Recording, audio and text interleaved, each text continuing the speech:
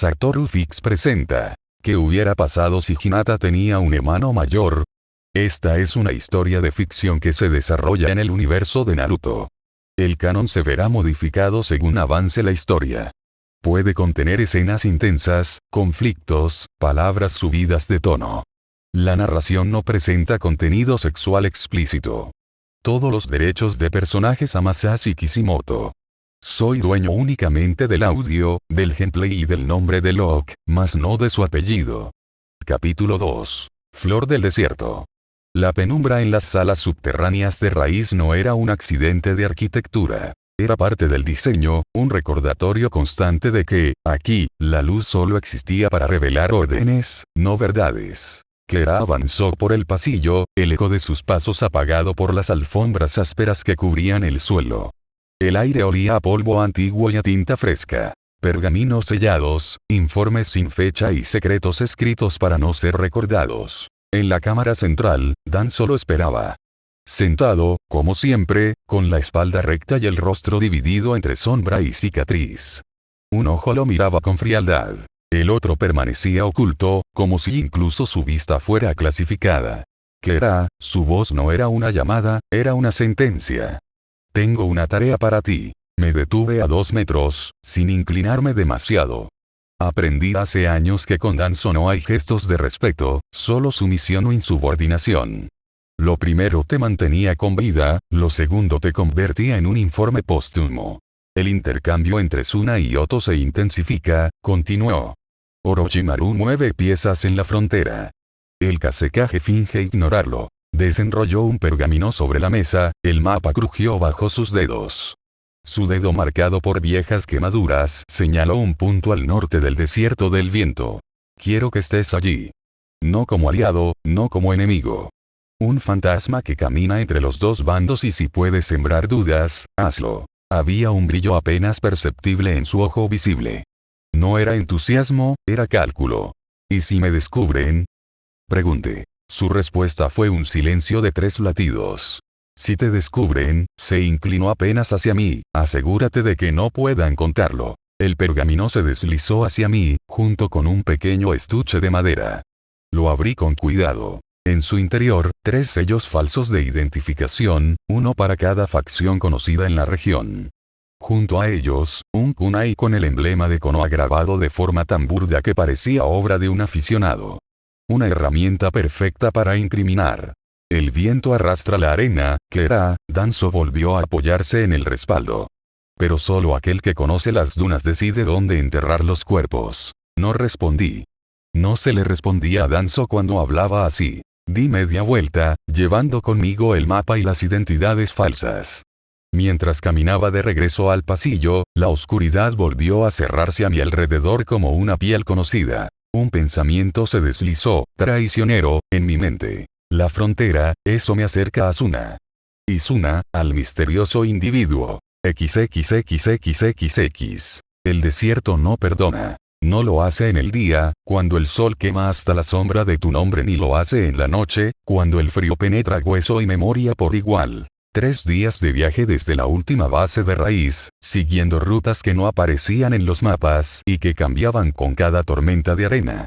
Mis pasos eran silenciosos, y mi respiración medida, como me enseñaron. Deja que el desierto piense que eres parte de él, y no intentará matarte. El viento arrastraba granos finos que golpeaban mi máscara como diminutas cuchillas.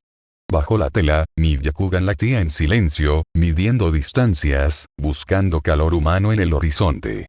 No había nada, o eso pensé. Un cambio sutil en la textura del aire me obligó a detenerme. Un calor irregular a mi izquierda, oculto tras una duna. 3 figuras, agazapadas. Eran rápidos, pero no lo suficiente. Antes de que se movieran, ya había memorizado sus posiciones y rutas de escape. Patrulla de Suna, pensé. No me convenía matarlos, pero tampoco dejar que siguieran mi rastro. Me deslicé hacia el lado opuesto, trazando un arco amplio, pero una ráfaga de arena descubrió mi silueta por apenas un segundo. Fue suficiente. Alto ahí. Una voz femenina, clara y firme, cortó el aire. Giré lentamente, dejando que pareciera rendición y no cálculo.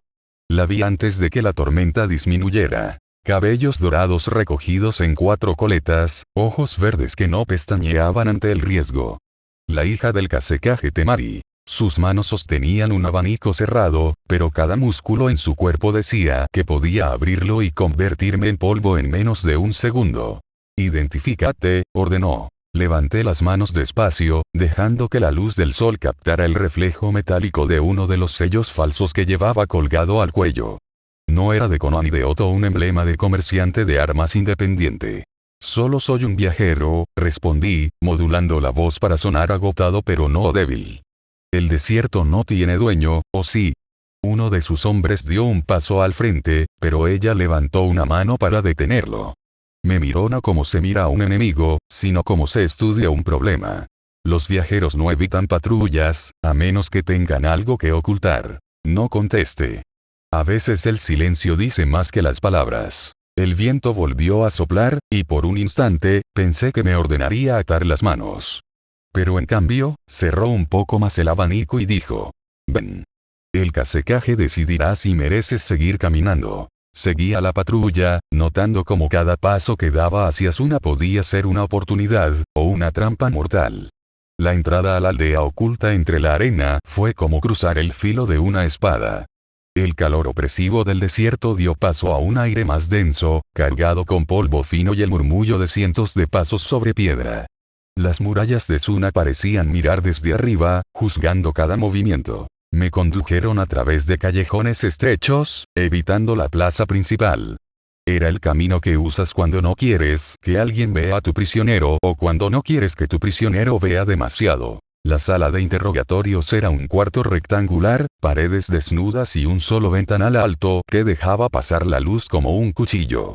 Allí estaba él, Shiguro Kenta, Tokugetsu Jinin de la aldea de la arena. Alto, brazos como vigas y una cicatriz que bajaba desde la oreja izquierda hasta la comisura del labio. Sus ojos no tenían paciencia, y mucho menos tiempo para sonrisas. Temari estaba a su derecha, de pie, con el abanico cerrado apoyado contra la pierna. No habló, pero me observaba con esos ojos verdes afilados como jade. Nombre, gruñó Shiguro. Tomori, respondí, dejando caer la sílaba como si no significara nada. Apellido. No tengo uno que importe. Sus nudillos golpearon la mesa con un sonido seco. Todos los nombres importan en el desierto. Y los que no, ocultan algo. Incliné la cabeza, permitiendo que la sombra ocultara mis ojos. ¿Y si mi nombre es peligroso? Pregunté, apenas un susurro. No para mí sino para ustedes. Shiguro no se inmutó, pero noté un leve giro en el cuello de Temari, como si quisiera escuchar más. No estás aquí para jugar a los acertijos. Se inclinó hacia adelante.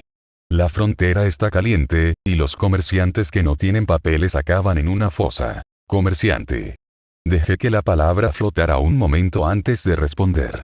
No vendo nada que ustedes no compren. El silencio que siguió fue denso. Afuera, un trozo de viento golpeó la ventana y trajo consigo el olor de arena caliente. Finalmente, Shiguro habló. Te quedarás bajo vigilancia hasta que confirmemos tu historia. Temari, encárgate de que no hable con nadie. Ella asintió. Por primera vez, sus ojos se encontraron directamente con los míos. No había hostilidad todavía. Pero tampoco confianza. Mientras me llevaban a una habitación sin ventanas, pensé en lo rápido que la situación podía girar a mi favor. Todo lo que necesitaba era un resquicio y en una aldea como Suna, los resquicios siempre se abrían en las sombras. El cuarto donde me encerraron no era una celda común, pero tampoco un alojamiento para invitados. Era un espacio de piedra arenisca, sin ventanas, iluminado por una lámpara de aceite que lanzaba sombras largas y nerviosas. Había una jarra de agua tibia y un catre estrecho. Nada más. El sonido del aire filtrándose por rendijas invisibles me decía que no estaba realmente aislado. Había ojos sobre mí, incluso cuando estaba solo. A la hora exacta, la puerta se abrió y entró Temari. No llevaba su abanico esta vez, solo una carpeta bajo el brazo. «Vas a responder algunas preguntas más», dijo, aunque su tono era menos cortante que el de Shiguro. Me senté en el catre, dejándola tomar la posición más cercana a la salida. No era casualidad. Siempre se mantenía a 3 pasos de cualquier desconocido. «¿De dónde vienes?». Preguntó. De un lugar que ya no existe. Sus cejas se arquearon. Eso suena a tragedia barata. No es tragedia si no hay nadie vivo para recordarlo. No respondió. Sus ojos verdes me estudiaban como si intentaran separar las mentiras de las medias verdades. Ella no lo sabía, pero en ese momento estaba cumpliendo un papel que yo ya había visto muchas veces. El del guardián que no sabe si su prisionero es un peligro o una oportunidad. No la subestimes, me repetí. Una joven chunin con el linaje y la disciplina para mantenerse firme en una aldea que vive del filo de la guerra no es alguien que se distraiga fácilmente. Tu historia no encaja, dijo finalmente, dejando la carpeta sobre la mesa baja. Nuestros registros no mencionan caravanas que hayan pasado por tu ruta. Me encogí de hombros.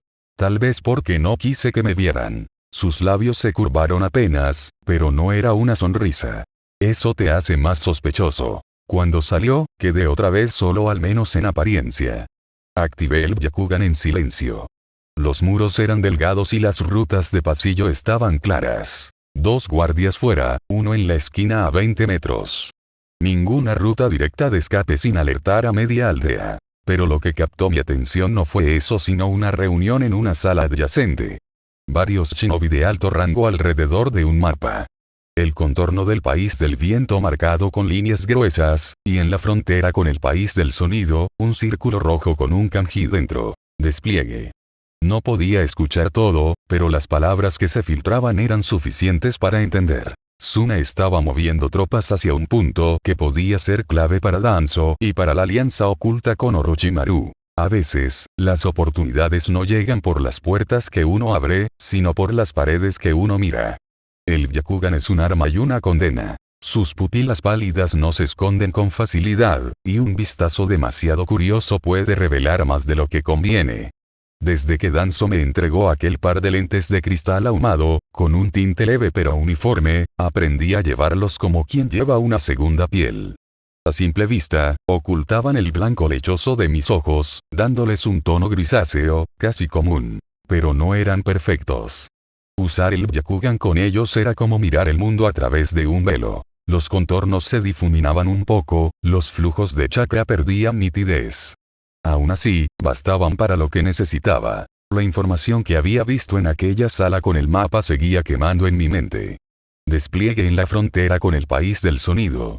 No era difícil imaginar qué piezas estaban moviendo Suna y Orochimaru, y Konoha debía estar en el centro del tablero sin saberlo. Por ahora, no podía huir.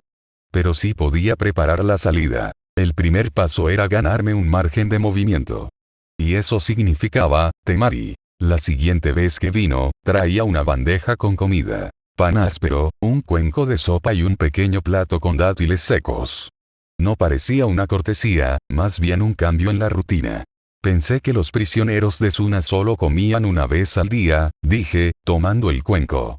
Depende del prisionero, respondió, sin levantar la vista del informe que tenía en las manos. Y de lo útil que pueda ser. ¿Y yo qué soy? ¿Útil o peligroso? Por primera vez, me miró directamente. Los lentes hicieron su trabajo. Para ella, mis ojos eran solo un gris apagado. Todavía no lo sé. Me incliné hacia adelante.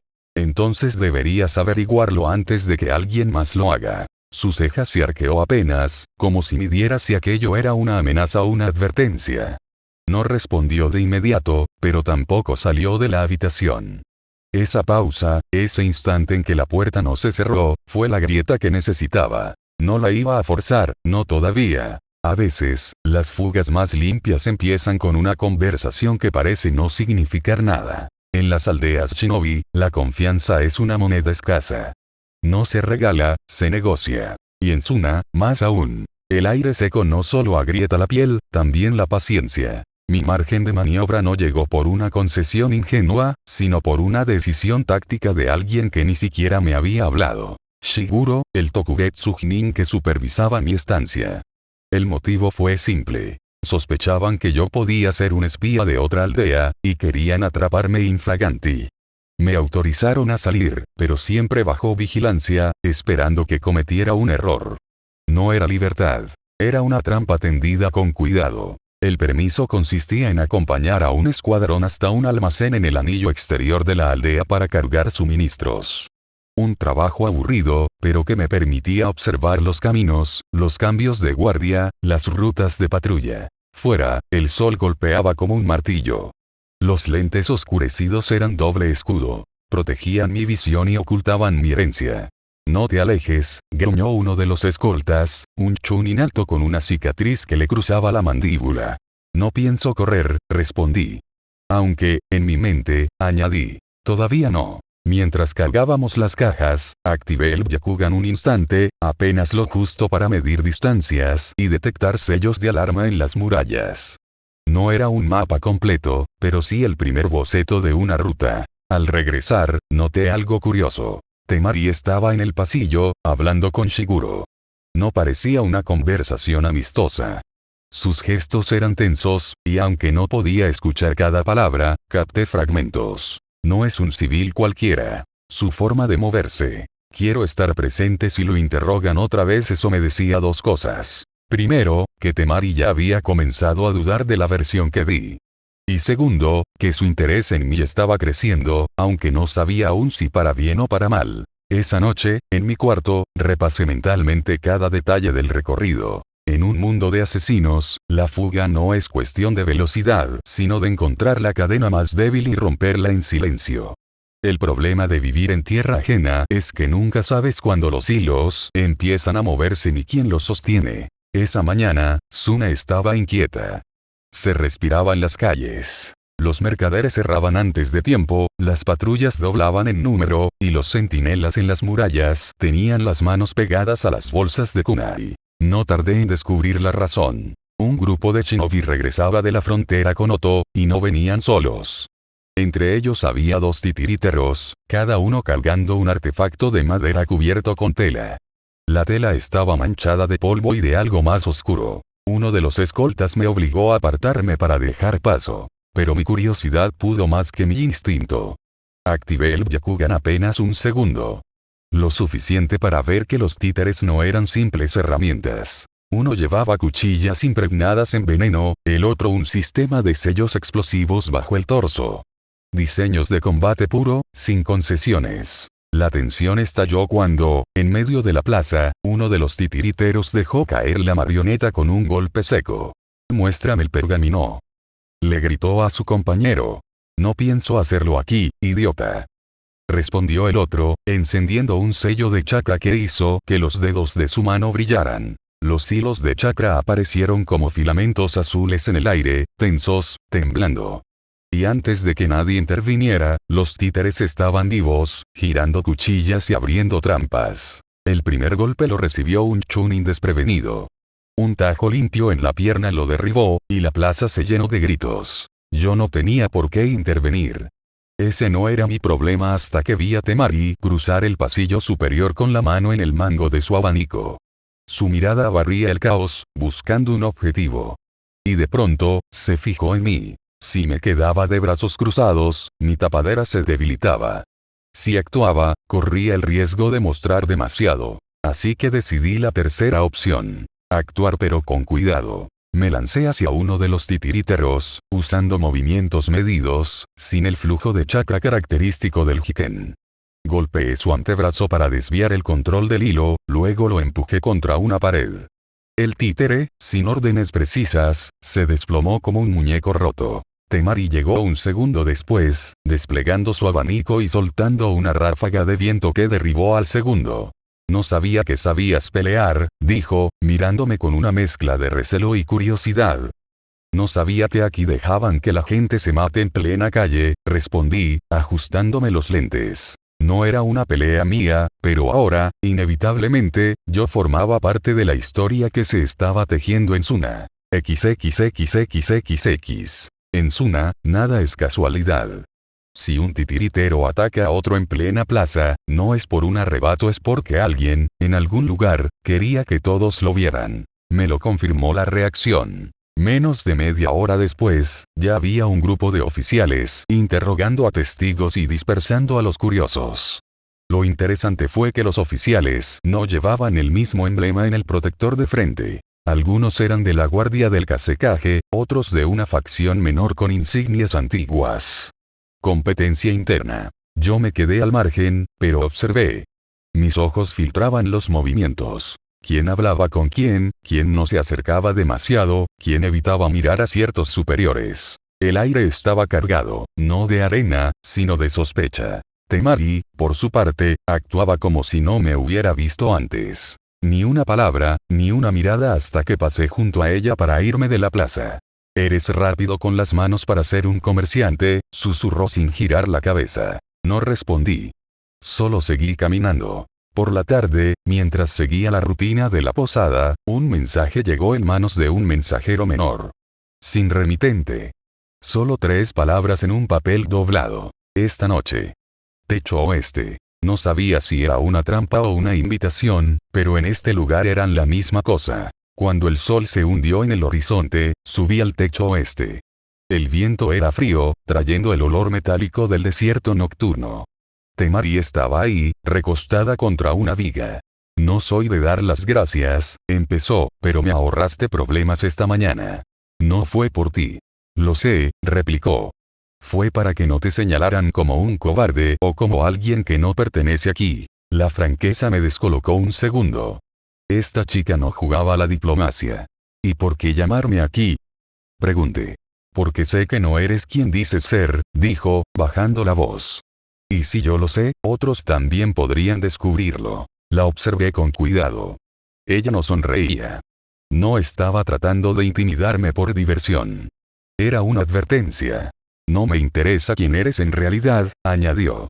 «Pero si tus pasos cruzan los míos en el momento equivocado, no dudaré». Y con eso, saltó al siguiente techo y desapareció en la noche. Me quedé solo, con el viento levantando la arena a mi alrededor. No sabía si acababa de ganar una aliada temporal o una enemiga vigilante. Lo único seguro era que Suna estaba dividida, y esas grietas podían abrir un camino para mi misión. Un camino que, tarde o temprano, me llevaría a cruzar con Temari otra vez. XXXXXX. El desierto tiene su propio lenguaje. El viento silba advertencias, la arena murmura secretos, y las sombras, cuando se alargan demasiado, se convierten en presagios. En Suna, los que saben escuchar sobreviven. Los que no terminan como polvo. Esa noche, tras la advertencia de Temari, volví a mi habitación en la posada, pero no para dormir. Me senté junto a la pequeña mesa y abrí un pergamino fino, casi translúcido, donde tenía dibujadas las rutas de patrullaje que había observado durante los últimos días. Cada punto marcado en rojo era un cruce de guardia. Cada trazo azul, un acceso poco vigilado. No podía dar un paso en falso. Si Torune o Fuu se movían antes de que yo eliminara sospechas, todo el trabajo de Danzo para infiltrar raíz en Suna se iría al infierno. Y yo con él. Lo primero era entender la política interna.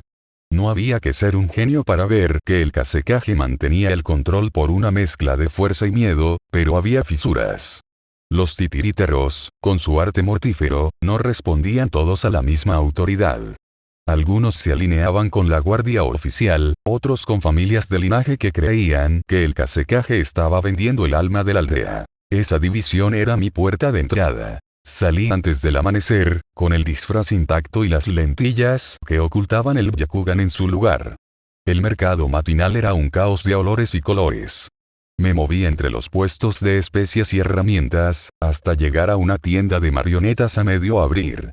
Un anciano estaba sacando del interior una figura humanoide de madera y metal, con cuchillas en los brazos. «No se venden al extranjero», gruñó sin mirarme. «No quiero comprar», respondí. «Solo admirar el trabajo». El anciano me miró de reojo. Sus pupilas, aunque veladas por la edad, tenían una frialdad que no se desgasta con los años. «Tienes manos de shinobi», dijo. «No de mercader». Esa observación me obligó a retroceder medio paso mental. Si un anciano podía verlo, otros también podrían. Me entrené en defensa personal. «El desierto no es seguro para los viajeros». El anciano no contestó.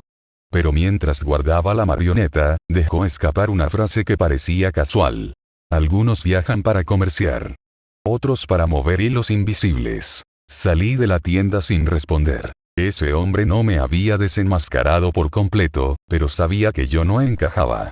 Y en un lugar como Suna, las palabras viajan más rápido que el viento. Esa noche, me moví hacia los límites de la ciudad, donde las casas de adobe daban paso a talleres dispersos y zonas de entrenamiento. Ahí, escondido tras una duna baja, vi lo que había venido a buscar. 3 shinobi de Suna, todos titiriteros, entrenando con marionetas armadas. Pero no practicaban combates genéricos. Estaban probando patrones de ataque contra muñecos con la insignia de Konoha pintada en el pecho. Alguien estaba preparando la narrativa para la alianza con Oto. Y si eso era así, las piezas se movían más rápido de lo que Danzo había calculado. Uno de los titiriteros, un hombre alto con máscara parcial, detuvo su marioneta y miró directamente hacia donde yo estaba escondido. No sé cómo me detectó. Tal vez fue un destello de reflejo en mis lentes, tal vez pura intuición de depredador. Lo cierto es que, en cuestión de segundos, la marioneta saltó en mi dirección, las cuchillas listas para cortar. Activé mi chakra y rodé hacia un lado, sintiendo el filo pasar a centímetros. No podía usar el Byakugan sin arriesgarme a que me vieran, pero tampoco podía dejar que me capturaran. Saqué una kunai y la lancé contra la cuerda de chakra que controlaba uno de los brazos mecánicos. Se partió con un chasquido, y la marioneta se desplomó, pero el titiritero no se detuvo.